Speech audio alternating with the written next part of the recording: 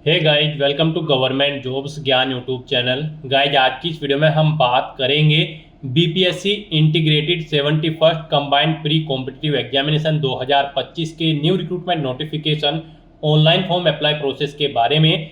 जी हाँ दोस्तों, Bihar public service commission ने integrated 71st combined pre competitive examination 2025 के लिए नोटिफिकेशन रिलीज कर दिया है। कैसे आप इस एग्जाम भर्ती में पार्टिसिपेट करने के लिए अपने फॉर्म अप्लाई कर सकते हो बिना कोई मिस्टेक किए हुए, इसकी पूरी जानकारी हम आपको स्टेप बाय स्टेप रजिस्ट्रेशन से लेकर प्रिंट तक इस वीडियो में देंगे। बस आपको इस वीडियो को स्किप के बिना शुरू से लेकर एंड तक देखना है। उसके बाद वीडियो पसंद आए तो इसे लाइक और शेयर कर दें। चैनल पर नए हो तो इसे सब्सक्राइब कर लें। साथ ही साथ दोस्तों, आपको फॉर्म अप्लाई करते हुए जो भी प्रॉब्लम फेस हो रही है उन सभी का हल आपको इस वीडियो में मिल जाएगा। कैसे यहाँ पर आपको अपनी एजुकेशनल क्वालिफिकेशन की डिटेल देनी है, कैसे आपको अपने डॉक्यूमेंट, फोटो और सिग्नेचर अपलोड करने हैं, कौन सा डॉक्यूमेंट और फोटो और सिग्नेचर आपको कितने केबी में अपलोड करने हैं, पूरी जानकारी आपको इस वीडियो में दी जाएगी। बस आपको एंड तक हमारे साथ इस वीडियो में बने रहना है। तो बिना कोई वक्त गंवाए चलिए शुरू करते हैं। आपको इस वीडियो के डिस्क्रिप्शन बॉक्स में हमारी वेबसाइट ind-sarkari-naukri.in के इस पेज का लिंक मिल जाएगा। यहाँ पर आपको इस भर्ती के रिगार्डिंग सभी डिटेल्स प्रोवाइड कर दी गई है। Bihar public service commission BPSC ने integrated 71st combined pre competitive examination 2025 के लिए नोटिफिकेशन रिलीज कर दिया है। यहाँ पर टोटल 1250 वैकेंसीज निकली है इस एग्जाम के अंतर्गत। यहाँ पर आप 2 जून 2025 से 30 जून 2025 तक अपने फॉर्म अप्लाई कर सकते हो। बैचलर डिग्री धारक कैंडिडेट यहाँ पर अप्लाई कर सकते हैं। यहाँ पर आप ऑल इंडिया से ऑनलाइन मोड में अप्लाई कर सकते हो। उसके लिए आपको इस पेज को नीचे स्क्रॉल डाउन करना है। इंपोर्टेंट लिंक सेक्शन में आकर ऑफिशियल नोटिफिकेशन पीडीएफ लिंक पर क्लिक करके इस भर्ती के नोटिफिकेशन को ओपन कर लेना है और इसमें से आपको पूरी डिटेल रीड कर लेनी है। यहाँ पर आपको सभी डिटेल्स प्रोवाइड कर दी गई है, जैसे कि क्या पोस्ट का नाम है, कितनी उसके लिए नंबर ऑफ वैकेंसीज है, कैसे आप अप्लाई कर सकते हो और कब से कब तक आप अप्लाई कर सकते हो, क्या आपका एलिजिबिलिटी क्राइटेरिया होना चाहिए। पूरी जानकारी आपको इस नोटिफिकेशन में दे दी गई है। आप सभी डिटेल्स यहाँ से रीड आउट करें, उसके बाद अपने फॉर्म अप्लाई कर लें। फॉर्म अप्लाई करने के लिए भी आपको हमारी वेबसाइट के इसी पेज पर ही अप्लाई ऑनलाइन का लिंक दिया गया है। जैसे ही आप इस लिंक पर क्लिक करेंगे तो आपके सामने यहाँ पर बिहार लोक सेवा आयोग बीपीएससी का एक ऑनलाइन पोर्टल ओपन होगा। यहाँ पर आने के बाद गाइज, अगर आपने पहले से रजिस्ट्रेशन कर रखा है तो आपको अपना ईमेल आईडी, मोबाइल नंबर या फिर यूजर नेम एंटर करना है, अपना पासवर्ड आपको एंटर करना है और लॉगिन की इस टैब पर क्लिक करके आपको अपने डैशबोर्ड में लॉगिन कर लेना है। और अगर आप इस भर्ती के लिए फर्स्ट टाइम अप्लाई करने जा रहे हो या फिर बीपीएससी के इस पोर्टल के थ्रू किसी भी भर्ती के लिए फर्स्ट टाइम अप्लाई करने जा रहे हो तो सबसे पहले यहाँ पर आपको अपना रजिस्ट्रेशन करना होगा। उसके लिए आपको new registration, one time registration के इस लिंक पर क्लिक करना है। उसके बाद आपके सामने यहाँ पर रजिस्ट्रेशन का फॉर्म ओपन हो जाएगा। उससे पहले आपको कुछ इंस्ट्रक्शन दिए गए हैं, आपको इन्हें रीड आउट कर लेना है और फिर आपको क्लोज के ऑप्शन पर क्लिक करके पॉपअप क्लोज कर देना है। और यहाँ पर अब आपको अपना वन टाइम रजिस्ट्रेशन का फॉर्म कंप्लीट करना है। सबसे पहले यहाँ पर आपको अपनी ईमेल आईडी एंटर करनी है। उसके बाद आपको गेट ओटीपी के ऑप्शन पर क्लिक करना है। फिर यहाँ पर आपको अपना मोबाइल नंबर एंटर करके गेट ओटीपी के ऑप्शन पर क्लिक करना है। उसके बाद आपकी ईमेल आईडी और मोबाइल नंबर पर ओटीपी आएंगे, वो ओटीपी आपको यहाँ पर एंटर करके वेरीफाई ओटीपी के ऑप्शन पर क्लिक करते हुए अपना मोबाइल नंबर और ईमेल आईडी को वेरीफाई कर लेना है। फिर यहाँ पर आपको अपना पासवर्ड क्रिएट करना है। वही पासवर्ड आपको इस फील्ड में एंटर करना है, सेम पासवर्ड। कोशिश करें कि यहाँ पर आपका पासवर्ड अल्फा न्यूमेरिक फॉर्मेट में हो, मीन्स आपके पासवर्ड में कम से कम एक अपर केस कैरेक्टर, एक लोअर केस कैरेक्टर, एक इंटीजर नंबर और एक स्पेशल कैरेक्टर जैसे कि @ या फिर डॉलर होना चाहिए। तो इस फॉर्मेट में यहाँ पर आपको अपना पासवर्ड रेडी करते हुए एंटर करना है। फिर यहाँ पर आपको अपना फुल नेम एंटर करना है, उसे नाम को एक बार फिर से एंटर करके वेरीफाई कर लेना है। फिर आपको यहाँ पर अपने फादर का नाम देना है, उसे भी एक बार फिर से एंटर करके वेरीफाई कर लेना है। ऐसे ही यहाँ पर आपको अपनी मदर का नाम एंटर करते हुए उसे भी वेरीफाई कर लेना है। फिर यहाँ पर आपको अपनी डेट ऑफ बर्थ इस कैलेंडर में से सिलेक्ट कर लेनी है। वही डेट ऑफ बर्थ आपको एक बार फिर से यहाँ पर कैलेंडर में से सिलेक्ट कर लेनी होगी कंफर्मेशन के लिए। फिर यहाँ पर आपको अपना जेंडर सेलेक्ट करना है। अपना जेंडर भी आपको दोबारा से सिलेक्ट करके उसे यहाँ पर वेरीफाई कर लेना है। अपनी कोई आईडी आपको सिलेक्ट करनी है, आधार, पैन कार्ड या फिर ड्राइविंग लाइसेंस। और उसके बाद यहाँ पर आपको अपना उसका नंबर देना होगा। नंबर आपको 2 बार एंटर करना होगा वेरिफिकेशन के लिए। फिर यहाँ पर आपसे पूछा गया है कि क्या आपने अपनी 10वीं क्लास कंप्लीट कर ली है। अगर कर ली है तो यहाँ पर आपको ईयर सेलेक्ट करना है, किस ईयर में आपने अपनी 10वीं क्लास पास आउट की है। फिर यहाँ पर आपको अपना बोर्ड का नाम सेलेक्ट करना है, जिस बोर्ड से आपने अपनी 10वीं क्लास पास आउट की है उसका रोल नंबर यहाँ पर आपको देना है अपनी 10वीं क्लास का। ऐसे ही यहाँ पर आपको अपने पूछा गया कि आपने अपनी 12वीं क्लास कंप्लीट कर ली है, किस ईयर में कंप्लीट की है वो ईयर आपको सिलेक्ट करना है। अपना ब्लड ग्रुप यहाँ पर आपको एंटर करना है। फिर आपको अपने फेवरेट स्पोर्ट पर्सन का यहाँ पर नाम देना है।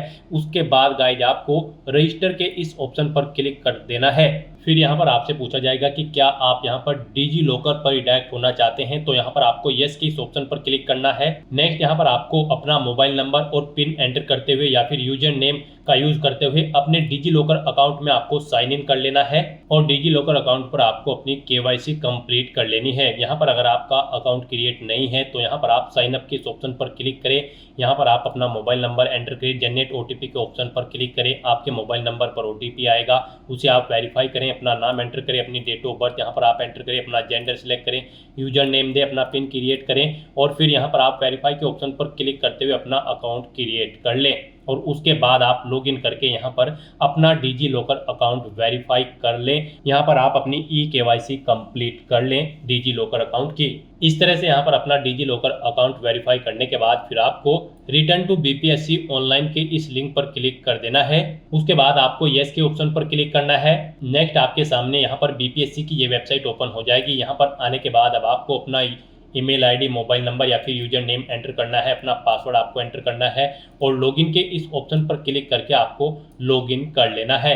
लॉगिन के ऑप्शन पर क्लिक करते ही आपके सामने ये कैप्चा कोड शो होगा। आपको ये कैप्चा कोड यहाँ पर एंटर करना है और उसके बाद गाइज आपको प्रोसीड के इस ऑप्शन पर क्लिक कर देना है। फिर यहाँ पर आपसे पूछा गया है कि क्या आप दोबारा से डिजी लॉकर अकाउंट पर रिडायरेक्ट होना चाहते हैं, तो यहाँ पर आपको नो के इस ऑप्शन पर क्लिक करना है। नेक्स्ट आपके सामने आपका डैशबोर्ड ओपन हो जाएगा। अब यहाँ पर आपको अपना OTR रजिस्ट्रेशन कंप्लीट करना है। यहाँ पर आपको कुछ इंस्ट्रक्शन दिए गए हैं, ये इंस्ट्रक्शंस आपको रीड आउट कर लेने हैं और उसके बाद गाइज यहाँ पर आपको प्रोफाइल क्रिएशन के इस ऑप्शन पर क्लिक करना है। अब यहाँ पर आपको अपनी प्रोफाइल में सबसे पहले अपनी पर्सनल इन्फॉर्मेशन देनी है, फिर एड्रेस देना है, फिर अदर इन्फॉर्मेशन, उसके बाद आपको अपनी क्वालिफिकेशन, एक्सपीरियंस और अपने फोटो, सिग्नेचर और डॉक्यूमेंट्स यहाँ पर आपको अपलोड करने हैं। यहाँ पर आपको कुछ चीज़ें ऑटोमेटिकली फिर मिल जाएगी, जैसे कि आपका नाम, आपकी डेट ऑफ बर्थ जो आपने यहाँ पर रजिस्ट्रेशन टाइम पे प्रोवाइड कराए थे। अब यहाँ पर आपको अपना नाम हिंदी में टाइप करना है। यहाँ पर आप अपना नाम हिंदी में टाइप करें। अगर यहाँ पर करेक्टली आपका नाम टाइप नहीं हो रहा है तो आप गूगल के टूल बार पर जाएं, वहाँ पर अपना नाम हिंदी में टाइप करें और वहां से कॉपी करके उसे यहाँ पर आप पेस्ट कर दें। फिर यहाँ पर आपको अपना मैरिटल स्टेटस सेलेक्ट कर लेना है, आप मैरिड हो या फिर अनमैरिड। उसके बाद यहाँ पर आपको दोबारा से सिलेक्ट करके उसे वेरीफाई कर लेना है। फिर यहाँ पर आपकी बॉडी पर कोई कट या तिल का निशान है तो उस पैलेस का नाम यहाँ पर आपको देना है, नहीं है तो यहाँ पर आपको नो मार्क एंटर कर देना है। उसके बाद आपसे पूछा गया कि क्या आपने कभी अपना नाम चेंज किया है, अगर किया है तो यहाँ पर आप यस ऑप्शन सेलेक्ट करेंगे और अपना चेंज नेम यहाँ पर आप देंगे, नहीं किया है तो यहाँ पर आपको नो ही ऑप्शन सेलेक्ट रहने देना है। फिर आपसे पूछा गया है कि क्या आप यहाँ पर भारत के नागरिक हैं, तो यहाँ पर आप यस ऑप्शन सेलेक्ट करें।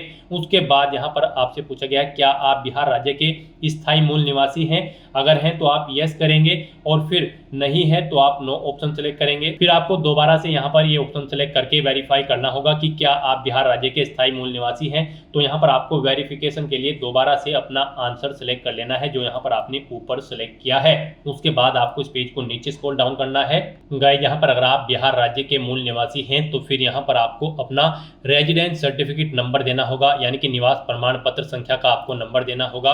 वो कब इशू हुआ है वो डेट आपको सेलेक्ट कर लेनी है। फिर यहाँ पर आपको पूछा गया है कि क्या आप यहाँ पर रिजर्व कैटेगरी से बिलोंग करते हैं, अगर करते हैं तो आप यस ऑप्शन सेलेक्ट करेंगे। फिर यहाँ पर आप अपनी कैटेगरी सेलेक्ट कर लेंगे। उसके बाद आप उसे एक बार फिर से सिलेक्ट करके वेरीफाई कर लेंगे। यहाँ पर कास्ट का नाम आप सेलेक्ट करेंगे अपनी कैटेगरी के अकॉर्डिंग। फिर आपको अपना कास्ट सर्टिफिकेट नंबर देना है, कब वो इशू हुआ है वो डेट आपको सेलेक्ट कर लेनी है। और अगर आप यहाँ पर रिजर्व कैटेगरी से बिलोंग नहीं करते हैं तो आपको बस नो ऑप्शन सेलेक्ट करना होगा। फिर यहाँ पर आपसे पूछा गया कि क्या आप ग्रैंडसन या फिर ग्रैंड डॉटर हैं किसी फ्रीडम फाइटर के, अगर हैं तो आप यस करेंगे और फिर उस यहाँ पर फ्रीडम फाइटर सर्टिफिकेट नंबर देंगे, कब वो इशू हुआ है वो डेट आप यहाँ पर सेलेक्ट करेंगे और नहीं है तो आपको नो ऑप्शन सेलेक्ट कर लेना है। उसके बाद यहाँ पर आपको अपना फिजिकल मेजरमेंट की डिटेल देनी है। यहाँ पर आपको अपनी हाइट सेंटीमीटर में देनी है। फिर आपको अपनी वेट देना है, ये भी किलोग्राम में आपको देना होगा। फिर आपको चेस्ट देनी है सेंटीमीटर में, चेस्ट फुलाने के बाद कितनी है वो यहाँ पर आपको एंटर करना है। उसके बाद यहाँ पर आपसे पूछा गया है कि क्या आप पर्सन विद डिसेबिलिटीज कैंडिडेट हैं, अगर हैं तो आप यस करेंगे और फिर आप दोबारा से एक बार फिर यस करके इसे कंफर्म करेंगे। फिर आपको अपनी डिसेबिलिटी का टाइप सेलेक्ट करना है, फिर यहाँ पर आपको उसका नेचर सेलेक्ट कर लेना है। उसके बाद यहाँ पर गाइड अगर आप यहाँ पर PWD कैंडिडेट नहीं है तो आपको नो ऑप्शन सेलेक्ट करना होगा। उसके बाद यहाँ पर आपसे पूछा गया है आपकी स्पोर्ट्स की डिटेल, यहाँ पर क्या आप मेधावी खिलाड़ी हैं, स्पोर्ट्स पर्सन हैं, अगर हैं तो आप यस करेंगे और उसके बाद नहीं है तो आप नो ऑप्शन सेलेक्ट कर लेंगे। फिर आपसे पूछा गया कि क्या आप ये एक सर्विसमैन हैं, अगर हैं तो यस करें और फिर उसकी डिटेल दें, जैसे कि एक सर्विसमैन सर्टिफिकेट नंबर, कब से कब तक आपने सर्विस की है वो डेट आप सेलेक्ट करें। इनके अकॉर्डिंग आपके ईयर, मंथ और डेज एक्सपीरियंस के कैलकुलेट करके आपको शो कर दी जाएंगे और नहीं है तो आपको नो ऑप्शन सेलेक्ट करना होगा। फिर आपसे पूछा गया कि क्या आप एनसीसी के कैडेट हैं, अगर है तो आप यस ऑप्शन सेलेक्ट करें। फिर अपना एनसीसी सर्टिफिकेट नंबर दे, कब से कब तक आपके पास एनसीसी थी वो डेट सेलेक्ट करें। इनके अकॉर्डिंग यहाँ पर आपकी ईयर, मंथ और डेट कैलकुलेट करके शो कर दिए जाएंगे और नहीं है आप एनसीसी के कैंडिडेट तो यहाँ पर आपको नो ऑप्शन सेलेक्ट कर लेना है। फिर यहाँ पर आपसे पूछा गया कि क्या आप बिहार सरकार के कर्मचारी हैं, अगर हैं तो आप यस ऑप्शन सेलेक्ट करेंगे। अपनी डेजिग्नेशन यहाँ पर आप सेलेक्ट करेंगे, ऑफिस कार्यालय दर्ज करेंगे, उसका एड्रेस और यहाँ पर आपको पहले से एंटर कर देना है और नहीं है तो आप नो ऑप्शन सेलेक्ट करेंगे। इस तरह से अपनी डिटेल फिल करने के बाद फिर आपको सेव के इस ऑप्शन पर क्लिक कर देना है। इस तरह से यहाँ पर आपकी पर्सनल इन्फॉर्मेशन सक्सेसफुली सेव हो जाएगी। फिर आपको यहाँ पर स्टेप 2 एड्रेस इन्फॉर्मेशन की स्टेप पर क्लिक करना है और यहाँ पर अपने एड्रेस की इन्फॉर्मेशन आपको देनी है। यहाँ पर आपको पहले अपना परमानेंट एड्रेस एंटर करना है, उसके बाद आपको अपना कोरोस्पोंडेंस एड्रेस यहाँ पर एंटर कर देना है और यहाँ पर अगर आपका कोरोस्पोंडेंस एड्रेस आपके परमानेंट एड्रेस के अकॉर्डिंग सेम है तो आप इस चेकबॉक्स को ओके कर देंगे। ऑटोमेटिकली आपका कोरोस्पोंडेंस एड्रेस आपके परमानेंट एड्रेस के अकॉर्डिंग फिल हो जाएगा और उसके बाद गाइज आपको यहाँ पर सेव के इस ऑप्शन पर क्लिक करके अपनी एड्रेस की इंफॉर्मेशन भी सेव कर देनी है। अपनी एड्रेस की इंफॉर्मेशन सेव करने के बाद फिर आपको यहाँ पर स्टेप 3 अदर इन्फॉर्मेशन की स्टेप पर क्लिक करना है। गाइस यहाँ पर आप जो भी स्टेप कंप्लीट करते चले जाओगे उनके सामने यहाँ पर आपको ग्रीन कलर का ये ओके का चिन्ह शो होता रहेगा। तो यहाँ पर अब आपको अपना थर्ड स्टेप कंप्लीट करना है।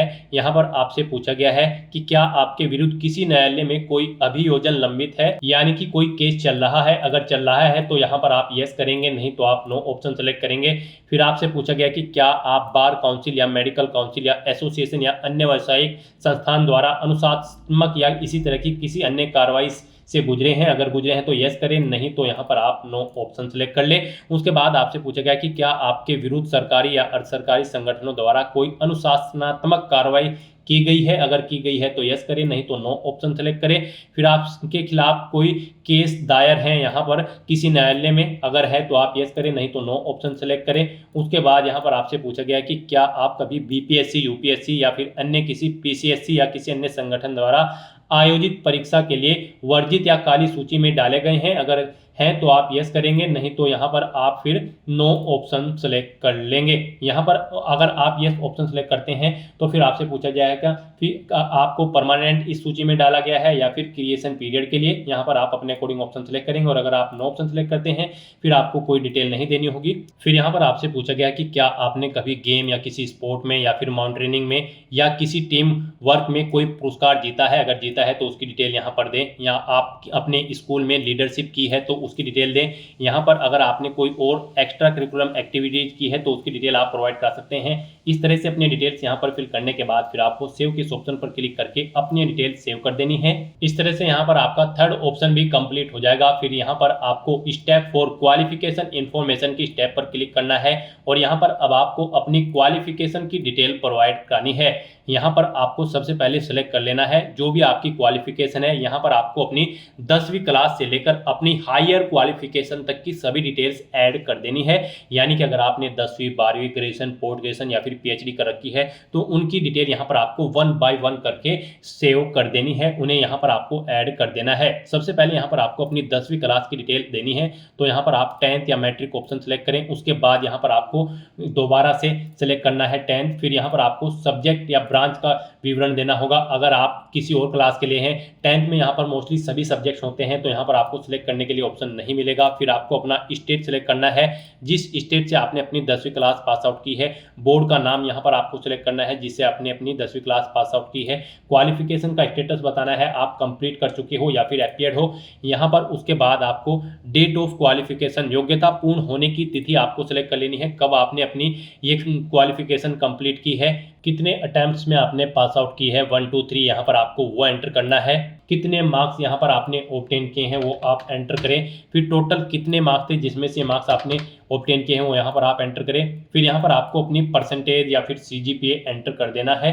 उसके बाद नंबर ऑफ एकेडमिक मंथ्स, कितने महीने में आपने ये अपनी क्लास कंप्लीट की है, ये क्वालिफिकेशन कंप्लीट की है, महीनों में यहाँ पर आपको एंटर करना है। कितने महीने, 6 12 18 24 आपको अपने अकॉर्डिंग यहाँ पर ऑप्शन सेलेक्ट कर लेना है। फिर यहाँ पर आपको बताना है आपकी फर्स्ट डिवीजन है या फिर पास आउट हो या सेकंड या फिर थर्ड, आप अपने अकॉर्डिंग ऑप्शन सेलेक्ट करें। रिजल्ट के यहाँ पर मोड बताएं आपने डिस्टेंट या कोरोस्पोंडेंस या फिर ट्रेडिशनल या फिर रेगुलर, आपने कैसे अपनी क्वालिफिकेशन कंप्लीट की है। कंपलसरी सब्जेक्ट्स यहाँ पर आपको आपकी क्वालिफिकेशन के अकॉर्डिंग शो होंगे। उसके बाद यहाँ पर आपको अगर ऑप्शनल सब्जेक्ट हैं तो यहाँ पर आप सिलेक्ट कर सकते हैं आपकी क्वालिफिकेशन के अकॉर्डिंग। यहाँ पर आपको अपना रोल नंबर एंटर करना होगा। फिर ये आपको पासिंग ईयर यहाँ पर सिलेक्ट करना होगा, कब आपने पास आउट की है। और उसके बाद गाइस यहाँ पर आपको ऐड के इस ऑप्शन पर क्लिक करके अपनी क्वालिफिकेशन की डिटेल यहाँ पर ऐड कर देनी है। इस तरह से यहाँ पर आपको 1 बाय 1 करके अपनी 10वीं क्लास से लेकर अपनी हायर क्वालिफिकेशन तक की सभी डिटेल्स 1 बाय 1 करके प्रोवाइड कराते हुए ऐड कर देनी है। और उसके बाद गाइस यहाँ पर आपको सेव के इस ऑप्शन पर क्लिक कर देना है। क्वालिफिकेशन की डिटेल देने के बाद फिर आपको स्टेप 5 एक्सपीरियंस इन्फॉर्मेशन की स्टेप पर क्लिक करना है। आपके सामने कुछ इस तरह से इंटरफेस ओपन होगा। यहाँ पर अगर आपको एक्सपीरियंस नहीं है तो आप नो के ऑप्शन पर सिलेक्ट करेंगे, सेव करेंगे। और अगर आपको एक्सपीरियंस है तो यहाँ पर आपको यस के इस ऑप्शन पर क्लिक करना है। और फिर यहाँ पर आपको अपने एक्सपीरियंस की डिटेल प्रोवाइड करनी है। यहाँ पर आपसे पूछा गया है कि क्या आप यहाँ पर वर्तमान में भी कार्यरत हैं, अगर हैं तो आप प्रेजेंट ऑप्शन सेलेक्ट करें, नहीं तो आप पास्ट ऑप्शन सेलेक्ट करें अगर आप जॉब छोड़ चुके हैं। उसके बाद यहाँ पर आपको अपना एम्प्लॉय टाइप सेलेक्ट कर लेना है, आप सेंट्रल गवर्नमेंट के एम्प्लॉय थे या फिर गवर्नमेंट ऑफ बिहार या फिर अदर स्टेट गवर्नमेंट के, आप अपने अकॉर्डिंग ऑप्शन सेलेक्ट करें। फिर यहाँ पर आपको अपने डिपार्टमेंट या फिर इंस्टीट्यूशन या फिर ऑर्गेनाइजेशन का नाम देना है जहाँ पर आप कार्यरत थे। फिर आपको बताना है क्या कार्यालय संस्थान बिहार क्षेत्र के परिधि में अवस्थित है, अगर है तो आप यस करेंगे, नहीं तो नो ऑप्शन सेलेक्ट करेंगे। अपनी डेजिग्नेशन यहाँ पर आप देंगे, नेचर ऑफ जॉब यहाँ पर आप सेलेक्ट करेंगे। फिर यहाँ पर आपको पोस्ट इज गैजेटेड, क्या पद राजपत्रित है, अगर है तो आप यहाँ पर ऑप्शन सेलेक्ट करेंगे, नहीं तो नो ऑप्शन सेलेक्ट करेंगे। नियुक्ति की प्रकृति आप सेलेक्ट करेंगे।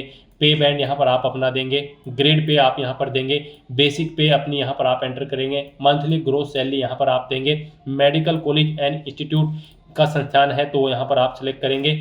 किस डेट से किस डेट तक आप यहाँ पर कार्यरत थे वो डेट आपको सिलेक्ट कर लेनी है।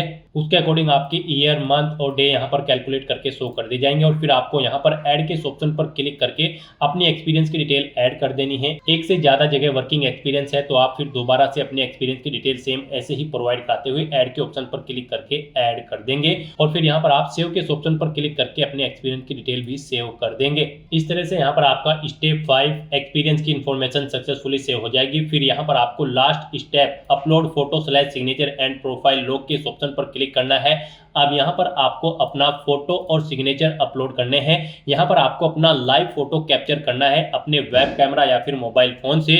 यहाँ पर लाइव फोटो कैप्चर करते समय आपको सुनिश्चित करना होगा कि आपका जो चेहरा है वो वेब कैमरा के ठीक सामने और सीधा हो तथा आंखें आपकी खुली होनी चाहिए। यहाँ पर फोटो कैप्चर करते समय आपको समुचित प्रकाश होना चाहिए, यानी कि प्रॉपर वे में आपके कमरे में लाइट होनी चाहिए, जिससे न तो चेहरा और न ही बैकग्राउंड पर छाया रहे, और बैकग्राउंड आपका हल्के रंग का होना चाहिए। फोटो कैप्चर करते समय आपको यहाँ पर हेड गियर जैसे कि टोपी, पावर के चश्मे, धूप के चश्मे, मास्क, मफलर, हेलमेट आदि का प्रयोग नहीं करना है। फोटो कैप्चर करते समय आपको यह भी सुनिश्चित करना होगा कि किसी अन्य व्यक्ति को फ्रेम में नहीं आना है और आपका चेहरा यहाँ पर स्पष्ट रूप से दिखाई देना चाहिए, तभी यहाँ पर आपका लाइव फोटो कैप्चर होगा। ये कुछ गाइडलाइंस आपको दी गई है फोटो कैप्चर के लिए और सिग्नेचर अपलोड करने के लिए। सिग्नेचर के लिए अगर बात करें तो यहाँ पर आपके सिग्नेचर 20 केबी से कम होने चाहिए और यहाँ पर उनकी जो चौड़ाई होगी वो 250 पिक्सल से 320 पिक्सल के बीच और जो उनकी हाइट होगी वो 150 पिक्सल से 220 पिक्सल के बीच में होनी चाहिए।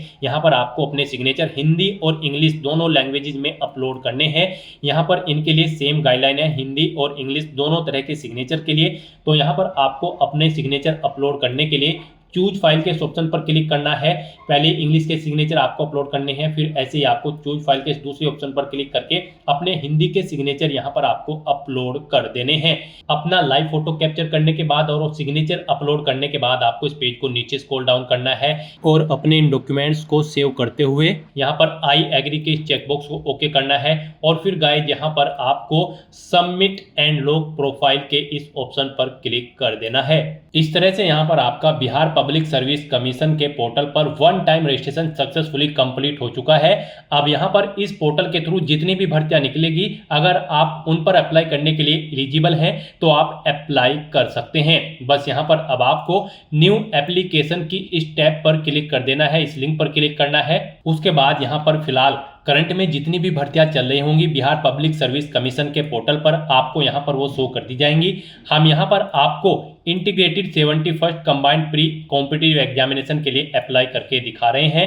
यहां पर आप चेकआउट कर सकते हो। ये भर्ती यहां पर 2 जून 2025 से स्टार्ट हुई है। तो इसके सामने आपको व्यू के इस लिंक पर क्लिक कर देना है। यहां पर आपको ये जो व्यू का लिंक शो हो रहा है, आपको इस लिंक पर क्लिक करना है। ऐसे ही यहां पर आप बाकी और सब भर्तियों के लिए भी अप्लाई कर सकते हो। नेक्स्ट आपके सामने कुछ इस तरह से इंटरफेस ओपन होगा। आप जिस भी भर्ती के लिए अप्लाई करेंगे उसकी डिटेल यहां पर आपको शो कर दी जाएगी, जैसे कि स्टार्टिंग डेट, उसकी लास्ट डेट। आपको यहां पर आकर चेक एडवर्टाइजमेंट क्राइटेरिया के इस ऑप्शन पर क्लिक कर देना है। नेक्स्ट आपके सामने कुछ इस तरह से इंटरफेस ओपन होगा। यहाँ पर आपके रजिस्ट्रेशन से आपकी सभी डिटेल्स फैच कर ली गई है। यहाँ पर बस अब आपको इस पेज को नीचे स्क्रॉल डाउन करना है और कुछ क्वेश्चंस के आंसर यहाँ पर आपको प्रोवाइड कराने हैं। यहाँ पर आने के बाद आपसे पूछा गया है इससे पहले आप इस कॉम्पिटिटिव एग्जाम में कितनी बार पार्टिसिपेट किए हैं, 1, 2 या 3 आप एंटर करें। पहली बार पार्टिसिपेट करने जा रहे हो तो यहाँ पर आपको 0 एंटर करना है। फिर यहाँ पर आपको अपनी 10वीं के सर्टिफिकेट या फिर मार्कशीट का नंबर देना है अब आपकी डेट ऑफ बर्थ के लिए। फिर यहाँ पर आपको कब वो इशू हुई है आपका सर्टिफिकेट या फिर मार्कशीट, वो यहाँ पर आपको डेट एंटर करनी है। सर्टिफिकेट का नंबर देना है आपको ग्रेजुएट पासिंग के यानी कि ग्रेजुएट का सर्टिफिकेट नंबर आपको देना है ग्रेजुएट डिग्री का।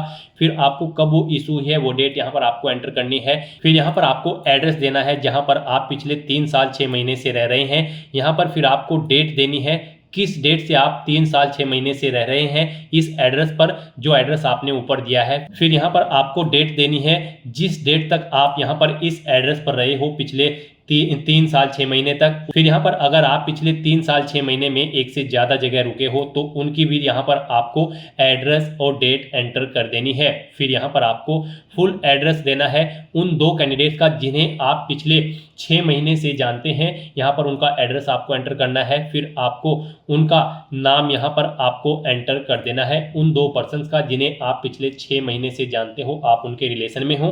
फिर यहाँ पर आपको पोस्ट के नाम शो कर दिए गए हैं। आपकी क्वालिफिकेशन के अकॉर्डिंग आप जिन जिन पोस्ट के लिए एलिजिबल है इस एग्जाम में पार्टिसिपेट करने के लिए, इस भर्ती एग्जाम में, वो पोस्ट के नाम यहाँ पर आपको शो कर दिए गए हैं। आपकी क्वालिफिकेशन के अकॉर्डिंग आपको इस पेज को नीचे स्क्रॉल डाउन करना है और यहाँ पर अब आपको अपनी पोस्ट सेलेक्ट कर लेनी है जिन पोस्ट के लिए आप अप्लाई करना चाहते हैं और जिन्हें आप फर्स्ट नंबर पर प्रेफरेंस देना चाहते हैं उसे यहाँ पर आप अपने अकॉर्डिंग प्रेफरेंस दे सकते हैं। जैसे कि अगर आपको ऑपरेटिव एक्सटेंशन ऑफिसर की पोस्ट के लिए एलिजिबल है और इसे आप सेकंड नंबर पर प्रेफरेंस देना चाहते हैं तो आप इस एरो की पर क्लिक करें, यहाँ पर ये सेकंड नंबर पर सेट हो जाएगी। और यहाँ पर अगर आप इसे फर्स्ट नंबर की पोस्ट को सेकंड नंबर पर प्रेफरेंस देना चाहते हैं तो फिर आप यहाँ पर डाउन के इस एरो की पर क्लिक करें, ये सेकंड नंबर पर सेट हो जाएगी।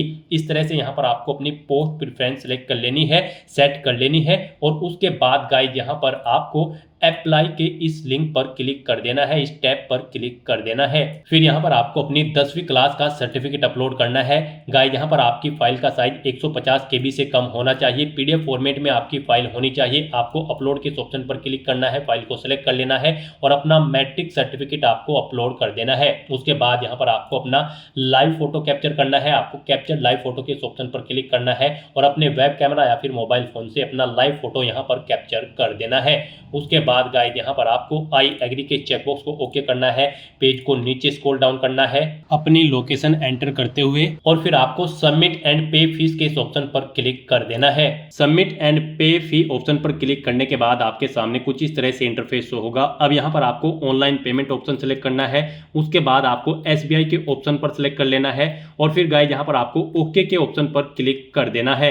नेक्स्ट आपके सामने फीस पेमेंट का इंटरफेस ओपन हो जाएगा। यहाँ पर आप debit card, credit card, net banking, UPI या फिर NEFT के माध्यम से अपना फीस पेमेंट कर सकते हो। यहाँ पर UPI आपके लिए बेस्ट ऑप्शन रहेगा।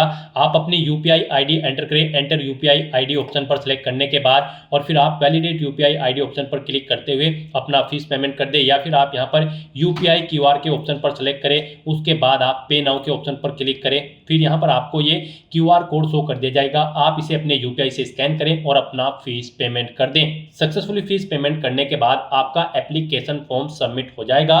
उसके बाद आपको अपने एप्लीकेशन फॉर्म का एक हार्ड कॉपी प्रिंट आउट ले लेना है फ्यूचर यूज के लिए, फ्यूचर रेफरेंस के लिए, और आपको अपने बिहार पब्लिक सर्विस कमीशन के डैशबोर्ड में जाकर अपने एप्लीकेशन फॉर्म का स्टेटस चेकआउट कर लेना है। फीस पेमेंट का भी स्टेटस आप चेकआउट कर सकते हो।